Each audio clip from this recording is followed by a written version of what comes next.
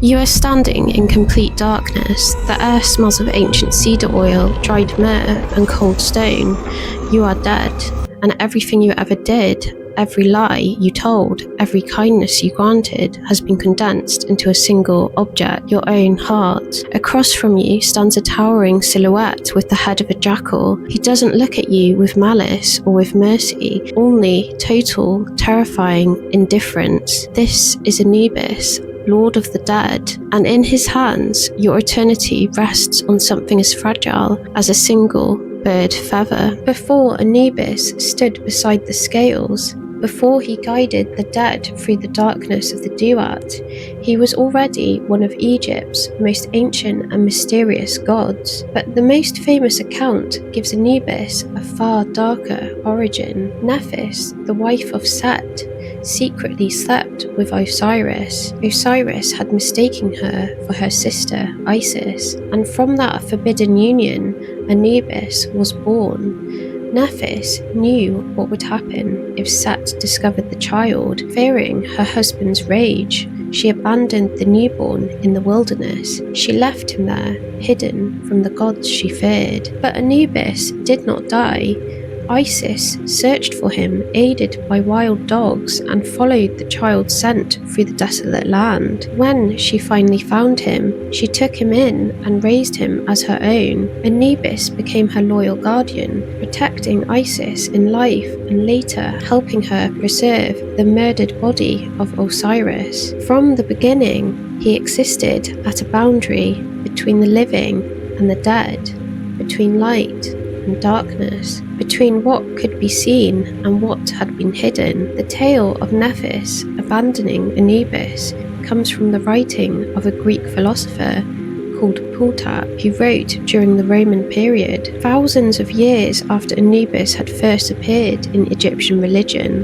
This origin story may preserve elements of Egyptian belief, but it is not necessarily the god's original birth story. More likely, Anubis was once an independent funerary deity. He was later woven into the family of Osiris. Anubis also had a female counterpart named Ammit, associated with funerals, the desert necropolis, and the protection of the dead. Ammit is often described as the wife or consort of Anubis, although very few stories about their relationship have survived. Ammit appeared more like a divine reflection of Anubis, a feminine guardian standing beside the male protector of the tomb. Together, Anubis and Ammit were associated with a daughter named Khebeshet. Khebeshet was not a goddess of death, she was the goddess of cool, cleansing water. The ancient pyramid texts call her the daughter of Anubis and describe her meeting the dead with the waters of purification. She was sometimes represented as a serpent, carrying freshness and relief into the suffocating heat of the tomb. While her father prepared and protected the body, Khebeshet purified it. She was believed to refresh the spirit, cleanse the deceased, and provide water to souls traveling through the afterlife. Even within the darkness of the Egyptian death rituals, Khebeshet represented a small act of mercy, cold water offered to the dead after the long and terrible journey. She is the only child of Anubis, clearly and consistently named in the surviving tradition, but perhaps Anubis needed no great dynasty. To understand the terror and comfort of Anubis, we have to look through the eyes of the ancient Egyptians. To them, he was neither good or evil. He was almost always depicted as a man with the head of a jackal or as a pitch-black hound. But long before he became a silent judge standing over the scales, Anubis held a much darker title. He was the original, undisputed, supreme lord of the dead. The myth tells us that Osiris, the king of the gods, was deeply betrayed by his envious brother, Set. Set didn't just end Osiris's life, he divided his form into 14 separate pieces and scattered them across the far corners of Egypt. When Osiris's grieving wife, Isis, gathered the scattered remnants of her husband, the king's physical vessel was completely ruined. Because his body was broken, he was barred from entering the afterlife. To save the king, Anubis was summoned, and in that dark hour, Anubis invented something the world had never seen: mummification. With midnight black hands, Anubis purified the god's form, treated it with sacred salts, and meticulously assembled the 14 pieces back together. He anointed the skin with sweet myrrh and wrapped it securely in protective linen bandages, creating the very first mummy in cosmic history. Through this grotesque and holy alchemy, Anubis defied decay. He preserved Osiris's form perfectly enough for his soul to awaken. But when Osiris arose, he didn't return to the land of the living. He descended into the underworld. Out of profound respect for the resurrected god, Anubis performed the ultimate act of humility. He willingly abdicated from his throne. He handed the crown of the underworld over to Osiris. Anubis stepped down from being king of the dead, choosing instead to become something far more terrifying: the guardian of the gates, the master of secrets, and the keeper of the scales. In ancient times, jackals were the scavengers of the desert, digging up shallow graves and picking bones clean. Instead of fighting nature, the Egyptians sanctified it. They turned the scavengers into a protector. Anubis is pitch black. The colour didn't represent death as an end.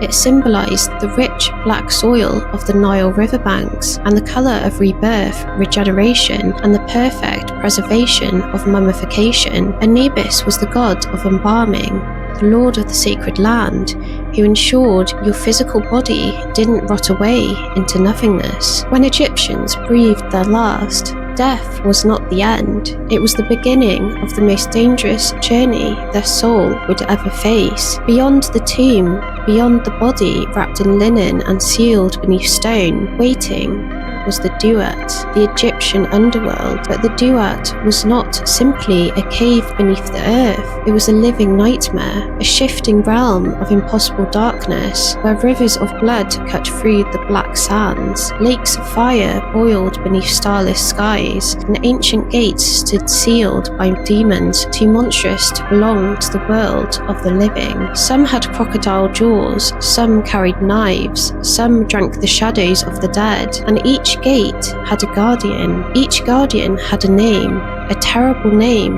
that had to be known, spoken, and survived. Names like he who danced in blood. To enter the Duat unprepared was not to wander lost.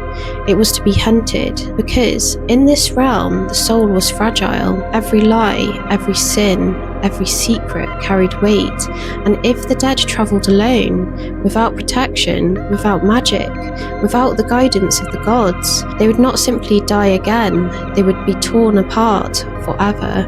And this is where Anubis entered the story. He was not merely the god of funerals, he was the guide through the dark, the silent guardian who walked beside the dead when no living voice could reach them. In the Duat, the soul was vulnerable. It could be deceived, it could be devoured, it could be dragged screaming into the jaws of things that had waited since the first night of creation. But Anubis knew the paths, he knew the names of the gates, the hunger of the demons, and the hidden roads that twisted through the underworld like veins beneath black stone. With his jackal eyes fixed on the darkness ahead, he led the deceased towards the one place every soul feared, and every soul had to face: the Hall of Two Truths. Without Anubis, you were not a traveller, you were prey. With him, you had a chance. But in the Duat, even a chance came at a terrible price. And if your soul survived the Duat, if you passed through its gates and escaped its demons, and crossed the darkness without being devoured,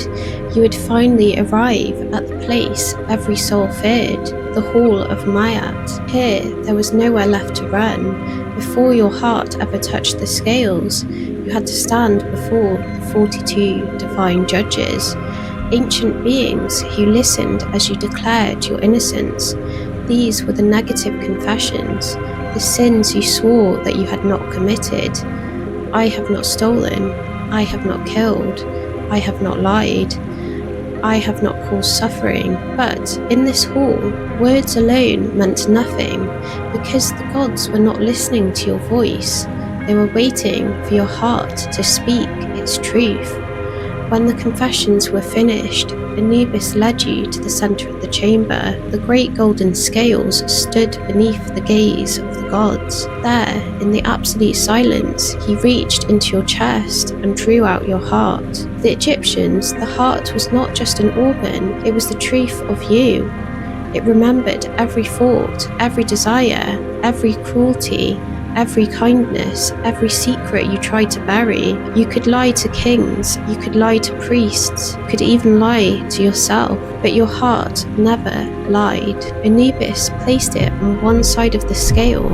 On the other, he placed the feather of Maat, a single white ostrich feather, pure and impossibly light, representing truth, justice, balance, and the cosmic order that held the universe together. Then Anubis steps back. All fell silent. The gods watched. The scales began to move. And in that moment, your entire existence came down to one question. Was your heart lighter than the feather? There were only two outcomes. If your heart is heavy with malice, cruelty, and deceit, the scale doesn't just tip, it sentences you. As Anubis steps away, a nightmare takes shape from the darkness beneath the scales. This is Ammit, the Devourer of the dead. She was a chimera of the three deadliest apex predators known to the Nile. During the ceremony, she sits perfectly still at the foot of the golden scales, right next to a churning pool of liquid fire. She sits, she watches, and she waits patiently for the verdict from Anubis and Thoth. Judgment is immediate. There is no protest, no mercy, no second chance. Your heart, now exposed as heavy with sin, corruption, and moral failure, is seized and cast down onto the cold stone before the court of the gods. And that is the moment Ammit has been waiting for. She does not hesitate. With a violent lunge, the Devourer pounces. Crocodile jaws snap shut around your heart, and in that instant, it is gone, swallowed whole into the darkness of her monstrous body. To the ancient Egyptians, death itself was not the ultimate horror. Death was only a passage, a crossing into the next stage of existence. But this was something far worse. This was the second death. Not pain, not punishment, not torment, erasure. Your soul was not sent onwards, it was not reborn, it was not granted peace, it was annihilated, condemned to unbeing, stripped from the cosmic order forever.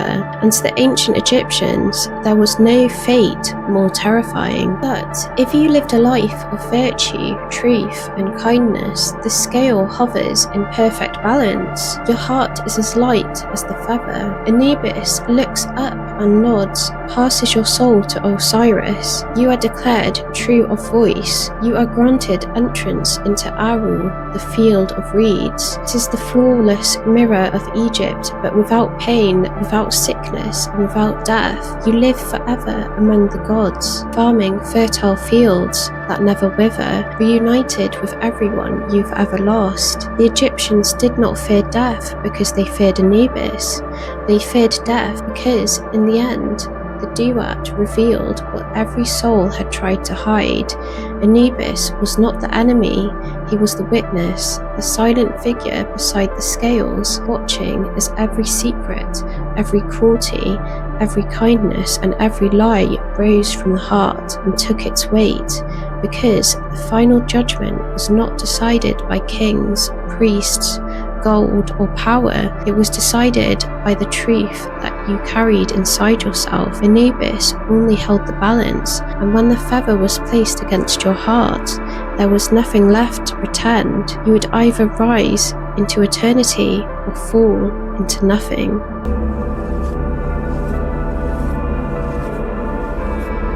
The shadows of the past never truly fade. They simply wait for someone to look. Thank you for venturing into the shadows with us today. If these visions have stirred your curiosity, please consider supporting our journey by subscribing. We emerge from the darkness with a new tale every single week. Until next time, keep your eyes on the void.